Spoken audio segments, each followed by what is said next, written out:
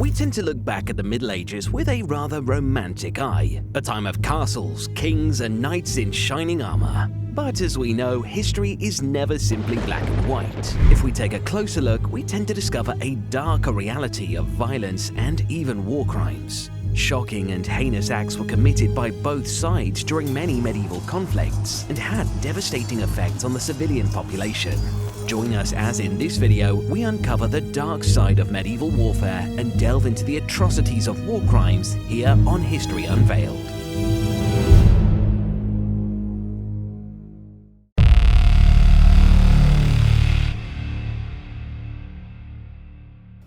Warfare in medieval Europe was a frequent and brutal occurrence, characterized by a wide variety of tactics and strategies. The frequency at which wars were fought was a strong reflection of the fluctuating political landscape of medieval Europe. During the Middle Ages, Europe was a continent of competing kingdoms, principalities, and empires, and political tensions were pretty much a constant feature of life. At this time, Europe was a feudal society divided into many different kingdoms, most of which were much smaller than the contemporary countries they now sit within. One of the major political tensions of the period was the struggle for power between the different kingdoms and principalities of Europe. These struggles often resulted in wars, such as the 100 Years' War between England and France and the Wars of the Roses in England. These struggles were often fueled by disputes over territory, resources, and trade routes, as well as by dynastic claims and personal ambition. Another major source of conflict during the Middle Ages was the struggle for power between the different religious groups that inhabited Europe. Christianity was the dominant religion, but there were also significant Jewish and Muslim minorities. These struggles often resulted in conflicts, such as the Crusades, in which Christians fought against Muslims for control of the Holy Land. These conflicts were often fueled by religious intolerance and the desire for control over religious sites and resources. Beyond religion, the continent was also home to a wide variety of cultures and civilizations, including Celtic, Germanic, Slavic, and Mediterranean cultures. There was often tension between them that resulted in conflicts, such as the Viking invasions and the Mongol invasions. These types of conflict were often fueled by cultural and ethnic differences, and again the desire for control over resources and trade routes. Depending on the nature of the conflict, different styles of warfare were used.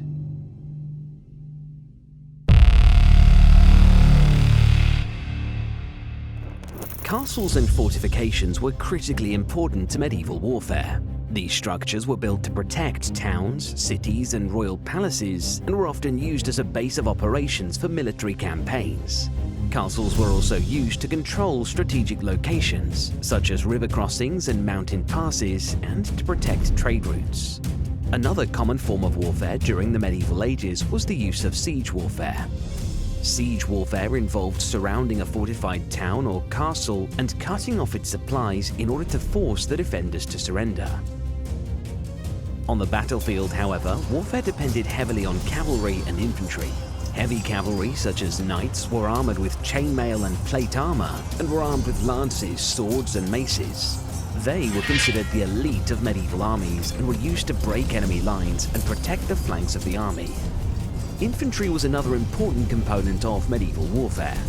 Infantry soldiers were equipped with weapons such as spears, pikes, and crossbows. As is the case with all wars, even the most standard of medieval battles were gruesome affairs, so you can imagine just how bad the war crimes had to be.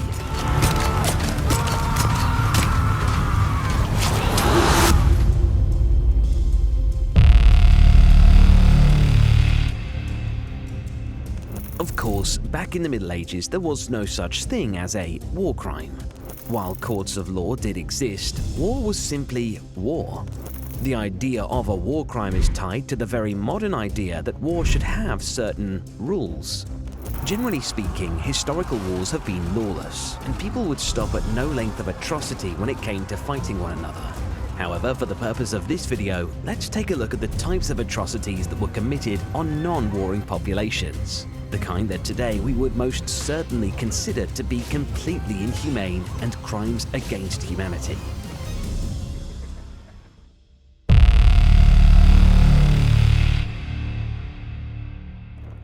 As is unfortunately still the case in modern times, one of the most common war crimes committed during the Middle Ages was the senseless killing of civilians, including women, children, and the elderly. It was often done as a means of terrorizing and subjugating the population, and was intended to force them to either surrender or flee. This type of violence against civilians was not limited to one side in the conflict, but was committed by both sides.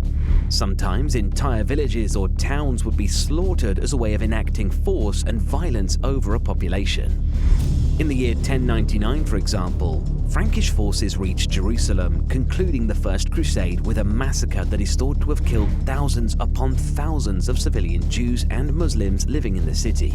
Immediately following the Battle of Knockmary in 1490, members of the Highland Scottish clans Drummond and Campbell burned the old kirk at Moniverde, killing many Clan Murray folk who were holed up inside it. War crimes like these were often committed as an act of vengeance.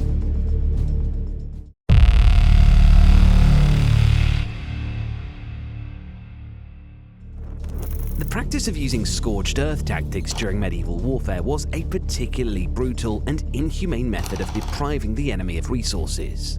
This tactic involved the destruction of crops, buildings, and livestock in order to make it impossible for the enemy to survive in the area. As the name implies, the perpetrators of such war crimes would completely burn down villages, towns, and even cities, leaving nothing but ashes and ruins behind. This would make it impossible for the enemy to use the area as a base of operations, and would also deny them the resources they needed to continue the fight. The use of scorched earth tactics was not only devastating for the enemy, but it also had a severe impact on the civilian population. Many people were left without homes, food, and means of survival. The destruction of crops and livestock resulted in widespread famine and starvation among the civilian population. People were forced to flee their homes and seek refuge elsewhere, often becoming refugees. Once again, the burden of war trickled down to the civilian population in a way that caused suffering far beyond the limits of the battlefield.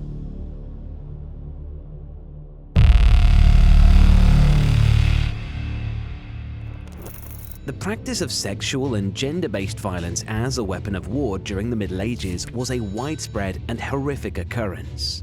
This is true for pretty much all of history, but it's often overlooked, and the battlefield is made the primary focus of violence in discussions of warfare. However, women, children, and men were often targeted, and this kind of violence was used as a means of dehumanizing, terrorizing, and generally subjugating the population.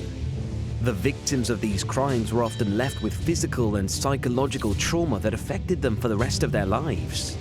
During sieges, women were particularly vulnerable to sexual violence, as they were often left behind to fend for themselves when the men went out to fight. They were often sexually assaulted and enslaved by the invaders.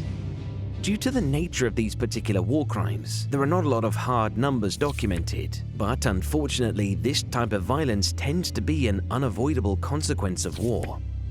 Now, if you're enjoying the video so far, make sure to head down and hit the like and subscribe buttons. It's the easiest way to support the channel and means you get to see more of the content you find most interesting here on History Unveiled.